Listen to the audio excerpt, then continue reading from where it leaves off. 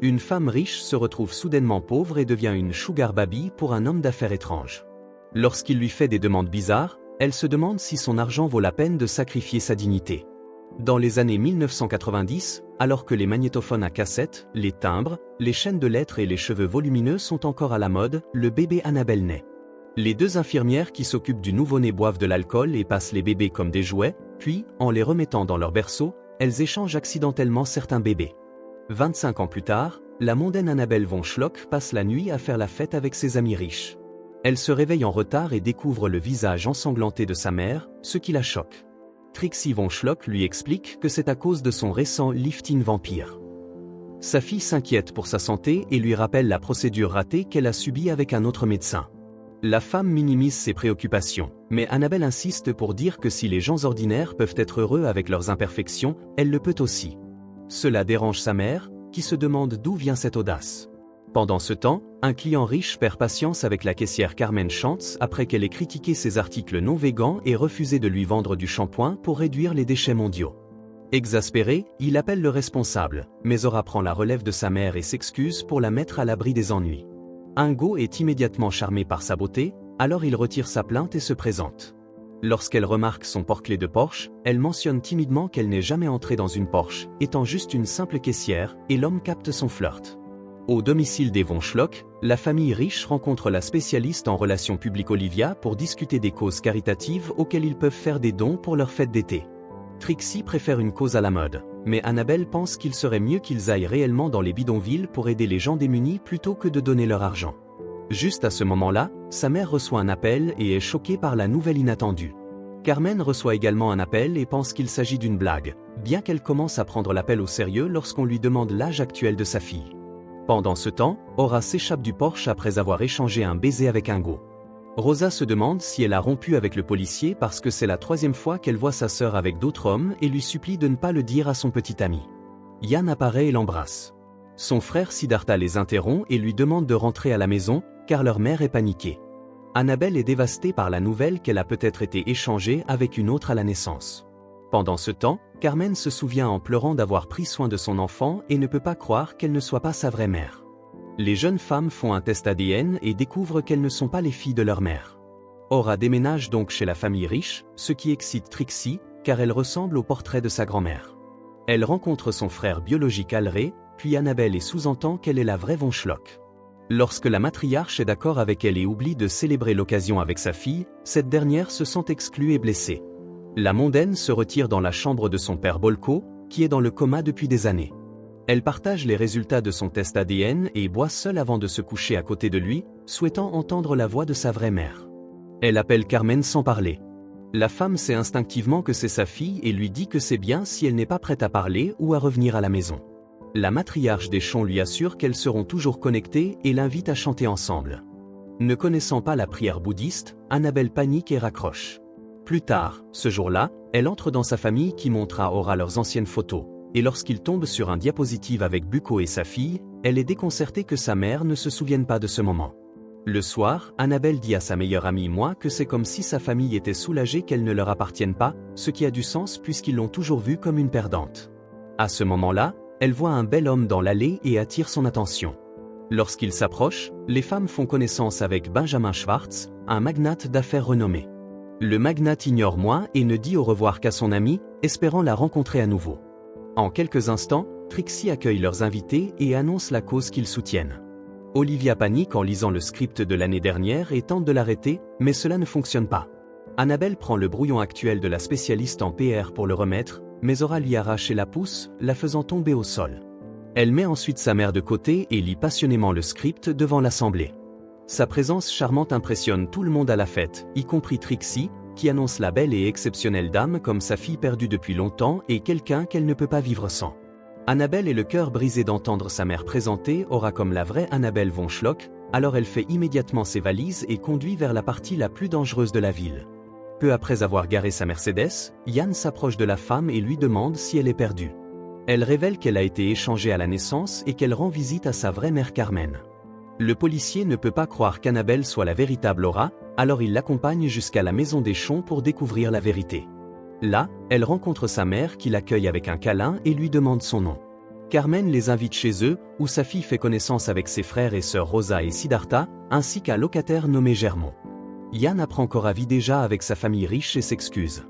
Juste à ce moment-là, Trixie appelle la mondaine en exigeant qu'elle revienne immédiatement, mais elle refuse d'y aller.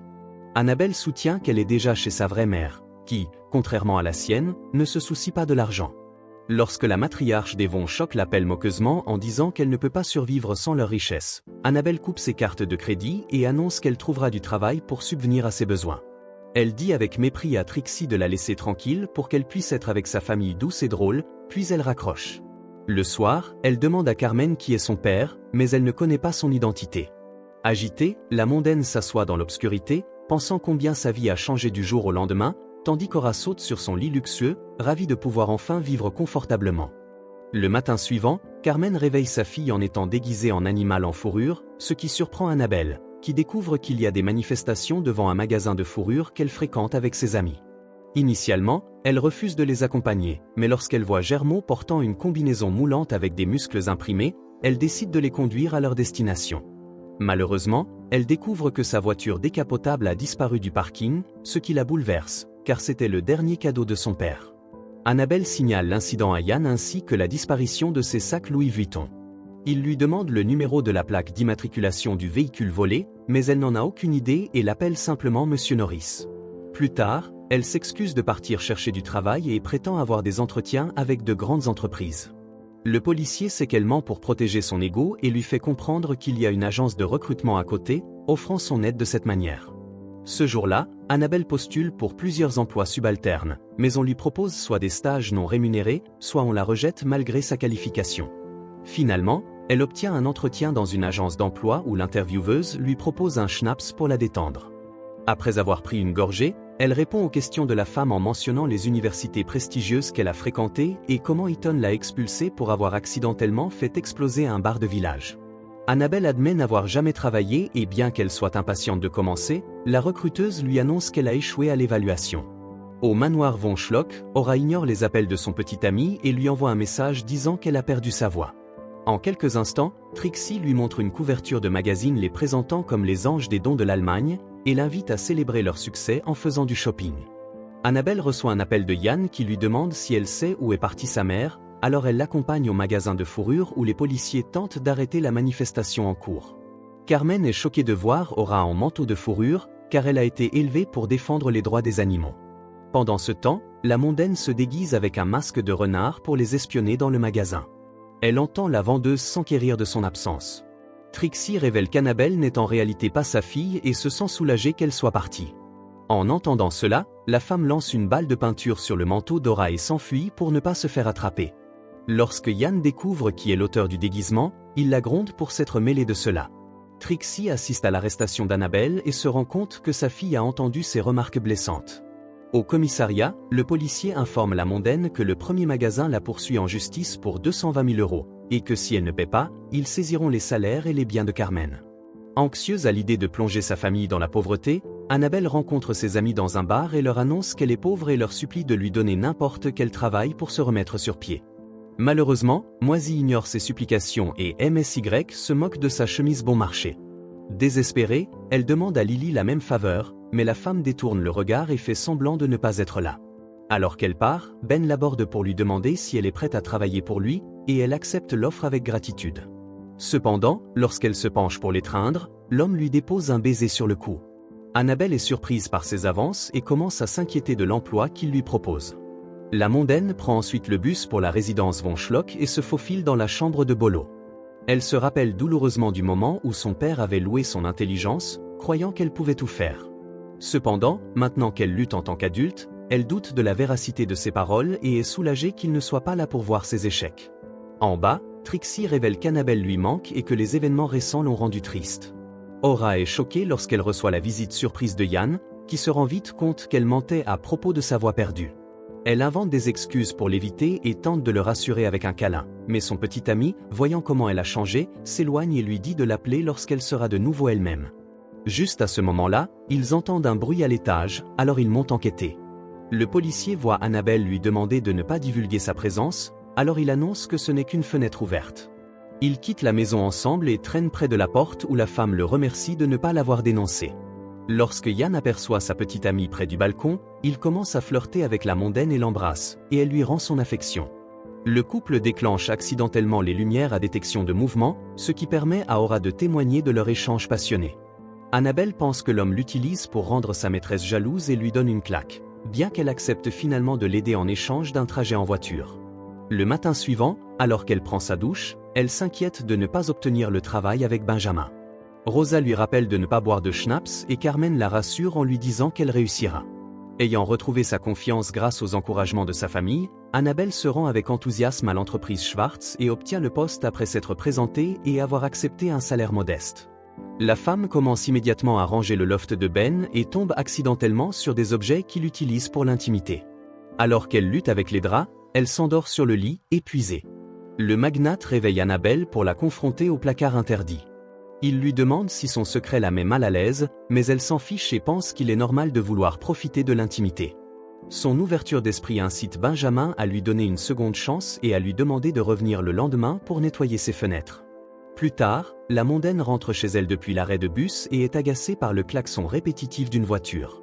Elle regarde alors le parking voisin et se rend compte que Yann a trouvé Monsieur Norris. Sa mâchoire tombe en voyant le policier torse nu, incapable de cacher son attirance pour lui. Ils passent l'après-midi à conduire, à manger des fast-foods et à prendre des photos comme un vrai couple. Juste lorsqu'ils sont sur le point de s'embrasser sur le pont, Yann reçoit soudainement une notification du post d'Annabelle sur les réseaux sociaux, indiquant sa localisation.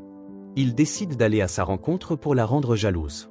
Aura exprime son incrédulité à ses amis lorsque le couple entre dans le restaurant et commande du champagne. Après qu'ils aient apparemment échangé un baiser, elle s'approche en colère de leur table. À sa grande consternation, le faux couple agit de manière décontractée. Lors de la confrontation, elle essaie de se moquer de la recherche d'emploi d'Annabelle et de ses prétendues fiançailles avec Yann, mais voyant qu'ils sont indifférents, elle quitte le restaurant. À la résidence von Schlock, Trixie joue au twisté avec ses enfants pour essayer de créer des liens avec eux. Cependant, sa patience craque lorsqu'Albrecht prend un appel d'affaires important en plein jeu.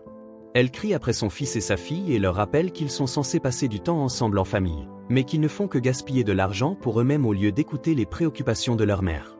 Aura réplique qu'elle mérite de profiter de la vie après avoir vécu dans la pauvreté toute sa vie et son frère la défend. Cette nuit-là, Trixie rend visite à la famille Chon et leur propose de l'argent en échange d'Annabelle, mais Carmen lui dit qu'elle ne peut pas acheter sa fille. La jeune femme la regarde avec dégoût et refuse l'offre, disant qu'elle a un travail et qu'elle peut se soutenir toute seule. Le lendemain, la mondaine se rend au travail et est blessée d'apprendre que Yann et Aura sont de nouveau ensemble. Elle essaie de cacher ses sentiments, mais le policier remarque son malaise. Chez Benjamin, Annabelle voit des pétales de rose sur le sol et suit la piste. Elle est ravie par la robe et le cadeau qui l'attendent dans la chambre, et s'émerveille de la bague Tiffany qu'elle met. Le soir, un chauffeur la conduit dans un manoir pour rencontrer le magnate. Là, elle découvre que ses gestes romantiques sont une invitation à devenir sa petite amie professionnelle. Lorsqu'elle plaisante sur ses besoins uniques, Ben lui demande si son attitude rebelle l'a rendue heureuse jusqu'à présent. Annabelle réalise que ce qu'il dit est vrai et ne répond pas à la question rhétorique. L'homme lui promet que tout se passera avec son consentement et qu'il est prêt à prendre les choses lentement et à être patient avec elle. En échange, elle recevra un appartement, une allocation mensuelle de 20 000 € et n'importe quelle voiture qu'elle désire. Bien qu'Annabelle soit tentée de vivre à nouveau dans le luxe, elle refuse son offre. Benjamin espère qu'elle reconsidérera et l'encourage à le voir comme un contrat commercial. Pendant ce temps, Yann passe du temps avec sa petite amie et ses amis dans un restaurant fusion. Agacé par son comportement changé depuis qu'elle est devenue riche, il la confronte à ce sujet. MYY se demande si Dobleha va commencer à être une rebelle comme Annabelle, mais le policier défend la mondaine et dit qu'elle est la seule de leur groupe à avoir une personnalité. Lorsque Ingo approche leur table et invite l'ancienne caissière à prendre un verre avec lui, Yann laisse l'homme prendre sa place et s'en va malgré les menaces de rupture de sa petite amie. À l'appartement, Ben est déçu de voir Annabelle menottée à son lit. Il explique que, comme il joue toujours les durs, il veut que la femme le domine et l'humilie. Elle se conforme à sa demande et le caresse comme un chien, malgré ses hésitations. Heureusement, un appel urgent interrompt leur moment gênant et le force à partir pour un voyage d'affaires. Cependant, Benjamin oublie de détacher Annabelle, alors elle appelle Yann pour qu'il la libère. Dans la chambre, les deux se disputent au sujet de son choix de devenir petite amie professionnelle et de la réunion de Yann avec Aura. Cependant, leur querelle amoureuse est interrompue par la nouvelle de la détérioration de la santé de Bolo. Plus tard, au manoir von Schlock, la mondaine se souvient des beaux souvenirs que son père lui a laissés. Quelques instants après son décès, Ora s'excuse en pleurant pour son comportement et ils se réconcilient tous dans une étreinte collective. Incapable de faire face à la perte de son père, Annabelle accepte l'offre de Ben de la rejoindre à Los Angeles et fait ses adieux à sa famille à l'aéroport. Carmen essaie de l'arrêter, mais elle insiste en disant que c'est ce qui est le mieux pour eux et lui donne un chèque en partant. Germo découvre que Benjamin a payé pour sa compagnie. Pendant ce temps, Yann se rend compte qu'il aime la mondaine et se précipite désespérément vers l'avion qui part. Malheureusement, il est trop tard pour l'arrêter. Lorsqu'Annabelle voit le policier courir après leur avion, il lui devient évident qu'elle ne peut pas être achetée, alors elle annule son accord avec le magnate des affaires et exige qu'ils atterrissent dès qu'ils arrivent à l'aéroport. Elle vole la voiture de police et s'enfuit dans les bois. Yann est agréablement surpris lorsqu'il voit Annabelle descendre de son véhicule, bien qu'il tente de garder son calme pendant qu'elle révèle qu'elle reste. Ils plaisantent encore un peu et marchent lentement l'un vers l'autre, scellant finalement leur relation par un baiser passionné.